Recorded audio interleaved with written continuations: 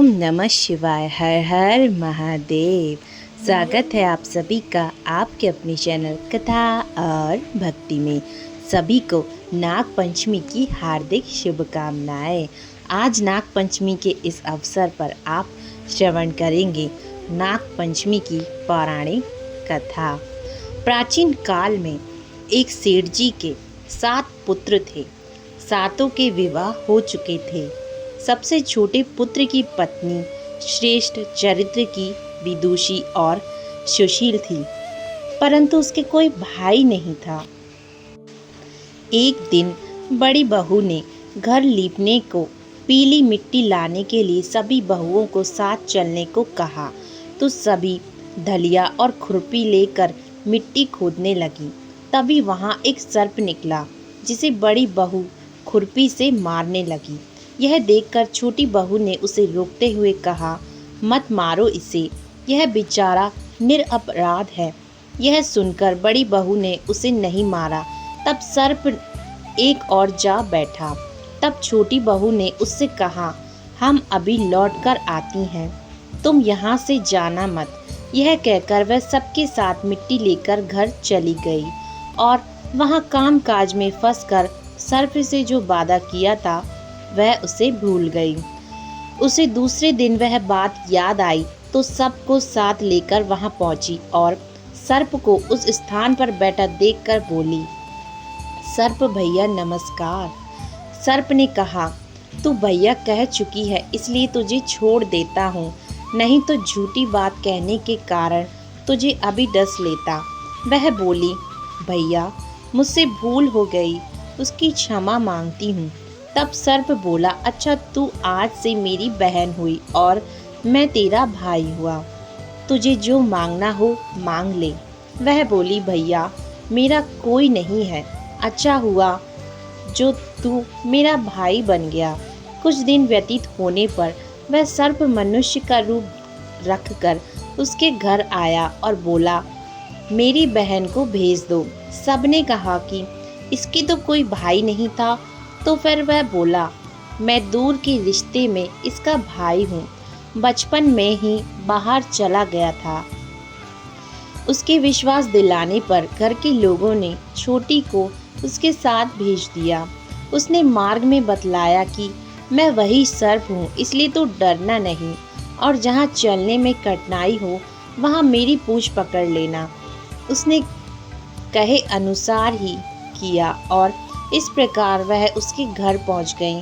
वहां घर धन्य धान और ऐश्वर्य को देखकर वह चकित हो गई। एक दिन सर्प की माता ने उससे कहा, मैं एक काम से बाहर जा रही हूँ, तो अपने भाई को ठंडा दूध पिला देना। उसे यह बात ध्यान न रही और उसने गर्म दूध पिला दिया, जिससे उसका मुख जल गया। यह देखकर सर्प की माता बहुत क्रोधित हुई, परंतु सर्प के समझाने पर शांत हो गई। तब सर्प ने कहा कि बहन को अब उसके घर भेज देना चाहिए।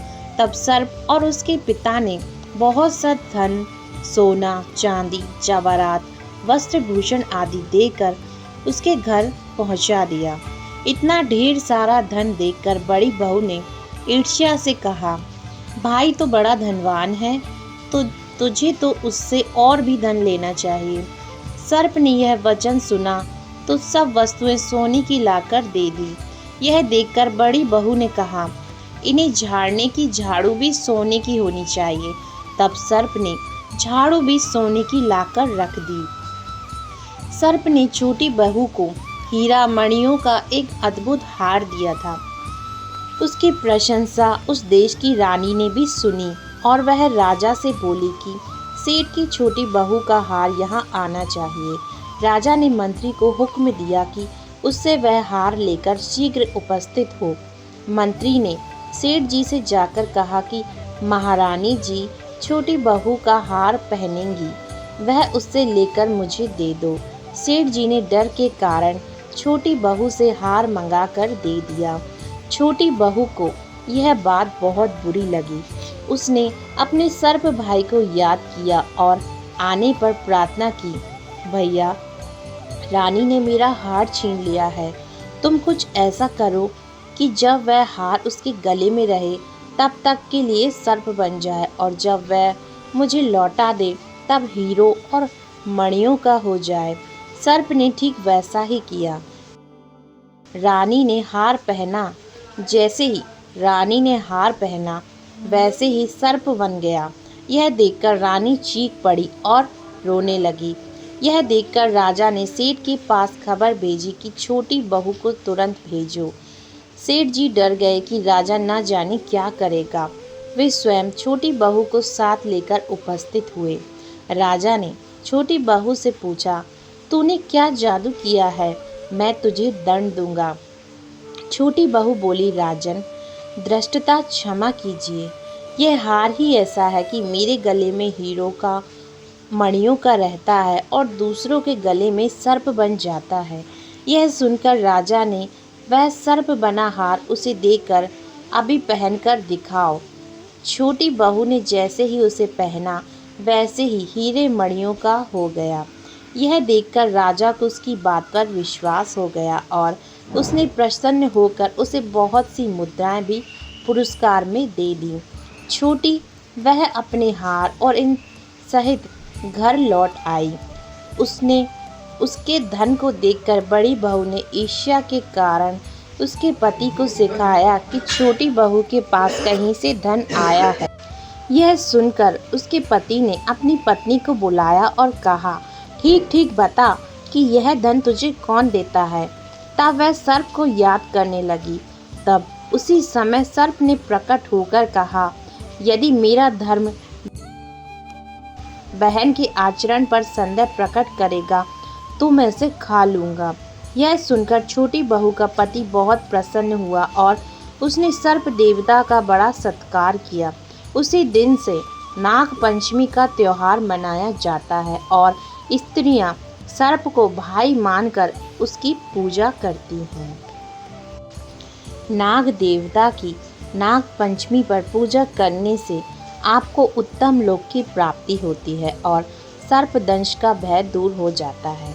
नाग पंचमी का व्रत जो लोग करते हैं उनके लिए नाग पंचमी व्रत कथा का पाठ करना या सुनना अनिवार्य है। मान्यता है कि नाग पंचमी के दिन भविष्य पुराण में बताई गई इस कथा का पाठ करने से आपको इस लोक में उत्तम फल की प्राप्ति होती है और आपके कुल में सर्पदंश से किसी की मृत्यु नहीं होती। देखिए व्रत कथा का विस्तार। यह है नाग पंचमी की दूसरी व्रत कथा। सुमंतु मुनि बोले, राजन, अब मैं पंचमी कल्प का वर्णन करता हूँ। पंचमी तिथि नागों को अत्यंत प्रिय है और उन्हें आनंद देने वाली है। इस दिन नाग लोक में विशिष्ट उत्सव होता है। पंचमी तिथि को जो व्यक्ति नागों को दूध से स्नान कराता है उसके कुल में वासुकी, तक्षक, कालिया, मणिभद्र, ऐरावत, दृष्टराज, काकुट तथा धनंजय ये सभी बड़े बड़े नाग अभय दान देते हैं। उसके कुल में सर्प का भय नहीं रहता। एक बार माता के श्राप से नाग लोग जलने लग गए थे, इसलिए उस दाह की व्यथा को दूर करने के लिए पंचमी को गाय के दूध से नागों को आज भी स्नान कराते हैं। इससे सर्प भय नहीं रहता। राजा ने पूछा, महाराज, नाग माता ने नागों को क्यों श्राप दिया था और फिर वे कैसे बच गए? इसका आप विस्तार पूर्वक वर्णन करें। सुमंतु मुनि ने कहा, एक बार राक्षसों और देवताओं ने मिलकर समुद्र मंथन किया। उस समुद्र से अतिशय श्वेत उच्चैश्रवा नाम का एक अश्व निकला। उसे देखकर नाग माता कंद्रू ने अपनी सौत विंता से कहा कि देखो, यह अश्व श्वेत वर्ण का है परंतु इसके बाल काले दिख पड़ते हैं। तब विंता ने कहा कि ना तो यह अश्व है, ना तो श्वेत है, ना काला और ना लाल है। यह सुनकर कंद्रू ने कहा, मेरे साथ शर्त करो कि यदि मैं इस अश्व के बालों को कृष्ण वर्ण का दिखा दूं तो तुम मेरी दासी हो जाओगी, और यदि नहीं दिखा सकी तो मैं तुम्हारी दासी हो जाऊंगी। विंता ने यह शर्त स्वीकार कर ली। दोनों क्रोध करती हुई अपने अपने स्थान को चली गईं। कंद्रू ने अपने पुत्र नागों को बुलाकर सब वृत्तांत उन्हें सुना दिया और कहा कि पुत्रों, तुम अश्व के बाल के समान सूक्ष्म होकर उसके शरीर में लिपट जाओ, जिससे यह कृष्ण वर्ण का दिखाई देने लगे, ताकि मैं अपनी सौत विंदा को जीत कर उसको अपनी दासी बना सकूं। माता के इस वचन को सुनकर नागों ने कहा कि हाँ माँ, यह छल तो हम लोग नहीं करेंगे, चाहे तुम्हारी जीत हो या हार हो। छल से जीतना बहुत बड़ा अधर्म है। पुत्रों का यह वचन सुनकर कंद्रू ने कहा, तुम लोग मेरी आज्ञा नहीं मानते हो, इसलिए मैं तुम्हें श्राप देती हूँ कि तुम पांडवों के वंश में उत्पन्न राजा जनमेजय जब सर्प शस्त्र करेंगे, तब उस यज्ञ में तुम सभी अग्नि में जल जाओगे। इतना कहकर कंद्रू चुप हो गई। नाग गणमाता का श्राप सुनकर बहुत घबराए और वासुकी को साथ में ले ब्रह्मा जी के पास पहुँचे तथा ब्रह्मा जी को अपना सारा वृत्तांत सुनाया। इस पर ब्रह्मा जी ने कहा कि वासुके, चिंता मत करो, मेरी बात सुनो। यायावर वंश में बहुत बड़ा तपस्वी जराकारु नाम वाली बहन का विवाह कर देना और वह जो भी कहे उसका वचन स्वीकार करना। उसे आस्तिक नाम का विख्यात पुत्र उत्पन्न होगा। वह जनमेजय के सर्प यज्ञ को रोकेगा और तुम लोगों की रक्षा करेगा। ब्रह्मा जी के इस वचन को सुनकर नागराज वासुकी अति प्रसन्न हो गए। उन्हें प्रणाम कर अपने लोक को लौट गए। सुमंतु मुनि ने इस कथा को सुनकर कहा, राजन, यह यज्ञ तुम्हारे पिता राजा जनमेजय ने किया था। यही बात श्री कृष्ण भगवान भी युधिष्ठिर से कही थी। राजन, आज से 100 वर्ष के बाद सर्व यज्ञ होगा, जिसमें बड़े बड़े विषधर और दुष्ट नाग नष्ट हो जाएंगे। करोड़ों नाग जब अग्नि में दग्न होने लगेंगे, तब आस्तिक नामक ब्राह्मण सर्व यज्ञ रोककर नागों की रक्षा करेगा। ब्रह्मा जी ने पंचमी के दिन वर दिया था और आस्तिक मुनि ने पंचमी को ही नागों की रक्षा की थी। अतः पंचमी तिथि नागों को बहुत प्रिय है। पंचमी के दिन नागों की पूजा कर यह प्रार्थना करनी चाहिए कि जो नाग पृथ्वी में, आकाश में, स्वर्ग में, सूर्य की किरणों में, सरोवरों में, वापी, कूप, तालाब आदि में रहते हैं, वे सब हम पर प्रसन्न हो। हम उनको बारंबार नमस्कार करते हैं।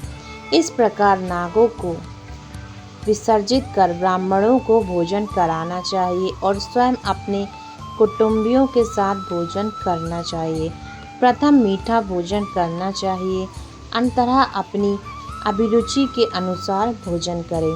इस प्रकार यह नियम अनुसार जो पंचमी को नागों का पूजन करता है, यह श्रेष्ठ विमान में बैठकर नागलोक को जाता है और बाद में द्वापर युग में बहुत पराक्रमी, रोग रहित तथा प्रतापी राजा होता है। इसलिए घी, खीर तथा गूगल से इन नागों की पूजा करनी चाहिए। राजा ने पूछा, महाराज, क्रुद्ध सर्प के काटने से मरने वाला व्यक्ति किस गति को प्राप्त होता है और जिसके माता पिता, भाई, पुत्र आदि सर्प के काटने से मरे हों, उनके उद्धार के लिए कौन सा व्रत, दान अथवा उपवास करना चाहिए, यह आप बतलाइए। सुमंतु मुनि ने कहा, राजन, सर्प के काटने से जो मरता है वह अधोगति को प्राप्त होता है तथा निविष सर्प होता है, और जिसके माता पिता आदि सर्प के काटने से मरते हैं, वह उनकी सद्गति के लिए भाद्रपद के शुक्ल पक्ष की पंचमी तिथि को उपवास कर नागों की पूजा करे। यह तिथि महापुण्य कही गई है। इस प्रकार 12 महीने तक चतुर्थी तिथि के दिन एक बार भोजन करना चाहिए और पंचमी को व्रत कर नागों की पूजा करनी चाहिए। पृथ्वी पर नागों का चित्र अंकित कर अथवा सोना, काष्ठ या मिट्टी का नाग बनाकर पंचमी के दिन करवीर, कमल, चमेली आदि पुष्प, गंध, धूप और विविध निवेदों से उनकी पूजा कर घी, खीर और लड्डू उत्तम 5 ब्राह्मणों को खिलाएं। अंततः वासुकी, शंख, पद्म, कंबल, ककुटक आदि 12 नागों की क्रमशः पूजा करें। इस प्रकार वर्ष पर्यंत व्रत एवं पूजन कर व्रत की पारण करनी चाहिए। बहुत से ब्राह्मणों को भोजन कराना चाहिए। विद्वान ब्राह्मणों को सोने का नाग बनाकर उन्हें देना चाहिए। यह उद्यापन की विधि है। राजन, आपके पिता जन्मेजय ने भी अपने पिता परीक्षित के उद्धार के लिए यह व्रत किया था और सोने का बहुत भारी नाग तथा अनेक गौएं ब्राह्मणों को दी थी। ऐसा करने पर वे पितृ ऋण से मुक्त हुए थे और परीक्षित ने भी उत्तम लोक को प्राप्त किया था। आप भी इसी प्रकार सोने का नाग बनाकर उनकी पूजा करके ब्राह्मणों को दान करें। इससे आप भी पितृ ऋण से मुक्त हो जाएंगे। राजन, जो कोई भी नाग पंचमी को व्रत करेगा, सांप से डसे जाने पर भी वह शुभ लोक को प्राप्त होगा और जो व्यक्ति श्रद्धा पूर्वक इस कथा का पाठ करेगा या सुनेगा, उसके कुल में कभी भी सांप का भय नहीं होगा। इस पंचमी व्रत के करने से उत्तम लोक की प्राप्ति होती है। ओम नमः शिवाय। हर हर महादेव। धन्यवाद आप सभी का कथा सुनने के लिए। ये थी नाग पंचमी की पौराणिक व्रत कथा। इस वीडियो में दोनों ही व्रत कथाओं का पाठ है। आप सभी इसे जरूर श्रवण करें। भगवान आप सभी पर कृपा करें। नाग देवता आपके जीवन में आ रही सभी बाधाओं को दूर करें, सभी प्रकार के भय को दूर करके आपके जीवन को, आपके घर परिवार को अपने प्रेम और आशीर्वाद से भर दे। बोलो नाग देव की जय।